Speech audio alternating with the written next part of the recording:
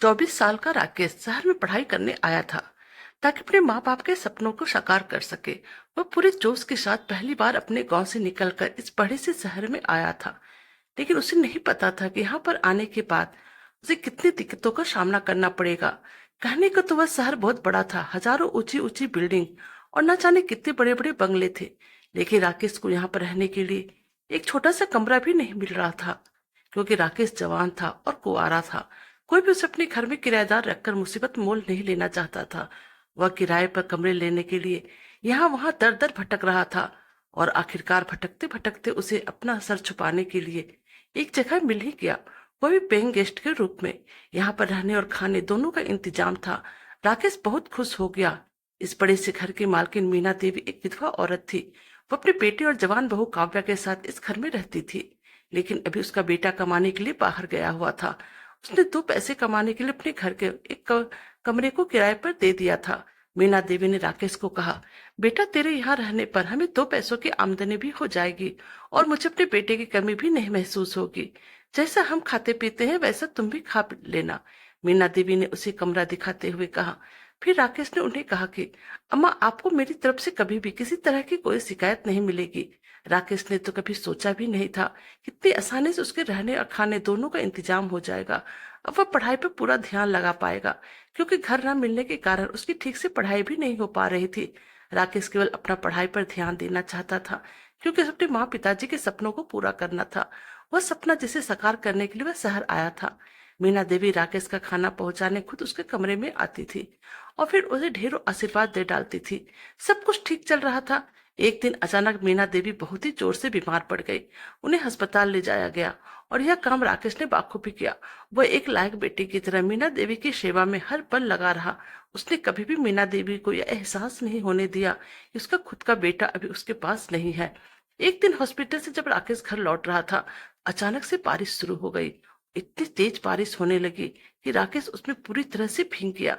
वह जल्द से जल्द घर पहुंचना चाहता था ताकि उसकी किताबें बच जाए, और अभी वह घर पहुंचा ही था, उसने देखा घर के मेन डोर का दरवाजा खुला हुआ था। वह बिल्कुल चौंक गया, क्योंकि यह दरवाजा कभी भी खुला नहीं रहता था। और फिर जैसे ही वह अंदर गया तो उसने आंगन में जो नजारा देखा, उसे देखकर उसकी सांसें थम गई। वह पलक झपकाना भूल गया। वह एकदम से चुपचाप वहीं पे खड़ा होकर वह नजारा अपनी बड़ी बड़ी आंखों से देखने लगा। उसने देखा कि बीच आंगन में काव्या सिर्फ ब्लाउज और पेटीकोट पहनकर उस बारिश में नाच रही थी। उसका पूरा अंग अंग किसी पारदर्शी हीरे की तरह चमक रहा था। भींगे कपड़ों से उसका सौंदर्य और भी गजब ढा रहा था। और यही वजह था कि राकेश बस एकटक काव्या को निहार रहा था। उसे देखकर राकेश के अंदर बहता हुआ खून गर्म होने लगा था। और फिर जैसे काव्या की नजर अचानक से राकेश पर पड़ी, वह एकदम से शर्मा गई और फिर अपनी नजरें नीचे करके चुपचाप वहीं पर से खड़ी हो गई। अब राकेश उसके करीब आया, उसके चेहरे को अपने हाथों से ऊपर करते हुए एकदम से उसके करीब हो गया। अब काव्या भी उसकी आंखों में देखने लगी। राकेश की लाल लाल आंखें बस काव्या के फीके बदन को निहार रही थी। और अब अचानक राकेश को इतने करीब देखकर काव्या उसके सीने से एकदम से चिपक गई। राकेश भी अब खुद पर काबू न रख पाया और उसने बाहों के घेरे में काव्या को कसकर जकड़ लिया। उसके बाद राकेश ने अपने ओठों से काव्या के गुलाबी गालों और नरम ओठों पर रख दिया। काव्या ने उसे कुछ भी नहीं कहा और फिर अब वो दोनों न जाने कितनी देर तक एक दूसरे की बाहों में महासंग्राम का गोते लगाते रहे। दोनों का युवा मन तन एक दूसरे से लिपट गए। और फिर जब दोनों का मन शांत हुआ, तब फिर दोनों एक दूसरे से नजरें चुराते हुए अपने कमरे में चले गए। तूने यह क्या किया राकेश? जिस औरत ने तुझे बेटा समझकर अपने घर में रखा, उसी के घर की बहू की जिस पर तुमने डाका डाल दिया। राकेश की आत्मा उसे धिक्कारने लगी, लेकिन फिर राकेश खुद ही मन मन बोला, वह खुद ही मेरी बाहों में आकर समा गई थी।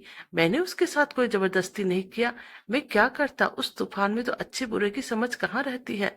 राकेश ने अपने मन को यह कहकर समझा लिया। उधर काव्या भी अभी तक सामान्य नहीं हो पाई थी, क्योंकि बहुत दिनों के बाद उसे अनजान पुरुष से वह सुख प्राप्त हुआ था जिसके लिए वह कब से तड़प रही थी। और आज उसे जो आनंद मिला था, उसके कारोबारी पति ने आज तक उसे इस तरह का आनंद नहीं दिया था।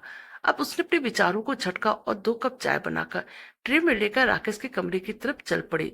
राकेश अब सोने की तैयारी कर रहा था, और फिर अचानक से जब उसने अपने सामने काव्या को देखा तो वह शर्मा गया। लेकिन फिर जब काव्या ने उसे कहा, लो गर्मा गर्म चाय पी लो, क्योंकि इसे पीने के बाद तुम्हें बहुत ही अच्छा महसूस होगा। और अब राकेश ने भी मुस्कुराते हुए उसके हाथों से चाय का कप पकड़ लिया। सच में चाय बहुत ही अच्छी बनी थी। रात का खाने में भी काव्या ने राकेश की मनपसंद करेले की सब्जी बनाई थी।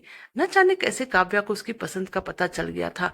यहाँ तक कि दाल सब्जी मिठाई में उसे क्या क्या पसंद है उसे सब पता था। उसने उन सब चीजों की एक लिस्ट बनाकर रख ली थी। एक रात दूध का ग्लास लेकर काव्या राकेश के कमरे में आ गई। गर्मी का मौसम था और राकेश ने सिर्फ एक टॉवल पहन रखा था, क्योंकि अभी तुरंत वो बाथरूम से नहा कर निकला था। लेकिन अब जैसे उसने अपने सामने काव्या को देखा तो झट से कपड़े पहनने लगा, और यह देखकर काव्या उस पर जोर से हंस पड़ी। इस वक्त काव्या ने भी एक पारदर्शी गाउन पहनकर रखा था, जिससे वह किसी अप्सरा से कम नहीं लग रही थी। अब काव्या वहीं बेड पर बैठ गई, अपने हाथों से राकेश के बालों को सहलाने लगी। राकेश इतना भोला नहीं था कि जो वह काव्या के मन को नहीं समझ पाता। और फिर उस रात दोनों ने जी भरकर एक दूसरे के सुख को पूरा किया। पूरे घर में वे दोनों अकेले थे। उस पर रात की तन्हाई का सहारा, ऐसे में कोई कसर कैसे रहता।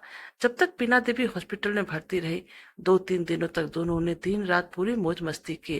और इधर अस्पताल में मीना देवी राकेश के कहने लगी, बेटा तू तो मेरे सगे बेटे से भी बढ़कर निकला। अपनी सेवा से खुश होकर मीना देवी उसे ढेरों आशीर्वाद दे डाले। काव्या और राकेश को अब लगने लगा था कि माची के घर लौट आने के बाद वह दोनों अब एक दूसरे से नहीं मिल पाएंगे। यह सोच सोचकर दोनों के होश उड़े हुए थे, क्योंकि दोनों को एक दूसरे का भरपूर साथ मिल रहा था और दोनों अपने अपने भूख को शांत कर रहे थे। माची अब घर लौटकर आ चुकी थी, लेकिन फिर भी दोनों को जब भी मौका मिलता एक दूसरे के साथ हो लेते थे और अपनी वासना को पूरा करते थे। लेकिन जिस्म की भूख में दोनों की शादियां भूल गए कि सुख हमेशा अकेला नहीं आता, बल्कि अपने साथ दुख लेकर भी आता है। अब राकेश काव्या पर मनमानी करने लगा था, और काव्या अपने आप को इस सुख से वंचित नहीं करना चाहती थी, इसलिए वह हर दर्द को बर्दाश्त कर रही थी। लेकिन काव्या अब आहिस्ता आहिस्ता जिसमें की भूख मिटाने वाली एक मशीन बन चुकी थी। भावना की जगह अधिकार हावी होने लगा था। राकेश काव्या पर पति की तरह हुक्म चलाता था और उससे सीधी मुंह बात भी नहीं करता था। एक दिन तो राकेश ने काव्या पर हाथ भी उठा लिया था, क्योंकि जब काव्या ने उसे बताया कि वह उसके बच्चे की मां बनने वाली है, तब राकेश बहुत ही परेशान हो चुका था। उसे ऐसा लग रहा था जैसे किसी ने उसे आसमान से गिरा दिया हो। मौज मस्ती के लिए बनाए गए संबंध ऐसे मोड़ लेंगे, राकेश ने यह कभी सोचा नहीं था। उसने काव्या से कहा, मैं तुम्हें दवा लाकर दूं, तुम इस बच्चे को गिरा देना, क्योंकि अगर पेट में बच्चा होने की बात सामने आ गई तो हम दोनों कहीं के नहीं रहेंगे। राकेश बोला, इस बार तो तुमने गलती कर दी, लेकिन आगे से हम दोनों को सावधानियां बरतनी पड़ेगी। और अब फिर जब दोनों मिलने लगे तो इस बार पहले जैसी गर्माहट नहीं रह गई थी। दोनों के लिए संबंध बोझ में तब्दील हो चुका था। कहीं न कहीं मीना देवी को भी इस बात का अनुभव हो चुका था कि उसने जवान लड़के को घर पे रखकर बहुत बड़ी गलती की थी, क्योंकि यहाँ पर उनके ही घर में उनके ही नाक के नीचे उसका किराएदार गुल खिला रहा था। इधर राकेश जब इन सब चक्कर में पड़ा, तब उसकी पढ़ाई लिखाई पूरी तरह चौपट हो गई। उसका दिमाग काम करना बंद कर दिया। वह अब इन सब से बाहर निकलना चाहता था। एक रात जब पढ़ाई कर रहा था, तब उसी वक्त काव्या उसके कमरे में आ गई और उसने नाइट लैंप बुता दिया। काव्या के ऐसे करने से राकेश एकदम से गुस्से में आ गया और उसने काव्या को कहा, अगर तमाशा करना है तो जाकर अपने कमरे में करो, क्योंकि मुझे पढ़ाई करनी है। और यह सुनकर इस पर पहली बार काव्या को एहसास हुआ था कि पति की गैर मौजूदगी में किसी गैर मर्दों के साथ संबंध बनाकर उसने कितनी बड़ी भूल की। लेकिन अब वह और इस दलदल में नहीं गिरेगी। जो होना था सो हो गया। यह संबंध अंधे कुएं में गिरने के समान है। मुझे कुएं में नहीं गिरना है। काव्या ने फोन करके अपने पति को जल्द से जल्द आने के लिए कहा, ताकि अभी यह किस्सा विराम ले सके। और अब दोनों जल्द ही जल्द इस संबंध के बोझ से सर पर हटाना चाहते थे। दोनों का मिलन रजामंदी से हुई थी, तो अलग भी दोनों की रजामंदी से ही होनी थी। अगले दिन राकेश ने बहाना करके उस घर को छोड़ दिया और अब दोनों उस सपना समझकर भूलने की कोशिश करने लगे थे। तो दोस्तों, कहानी अच्छी लगी तो प्लीज चैनल को लाइक कीजिए, सब्सक्राइब कीजिए और शेयर कीजिए। Thank you.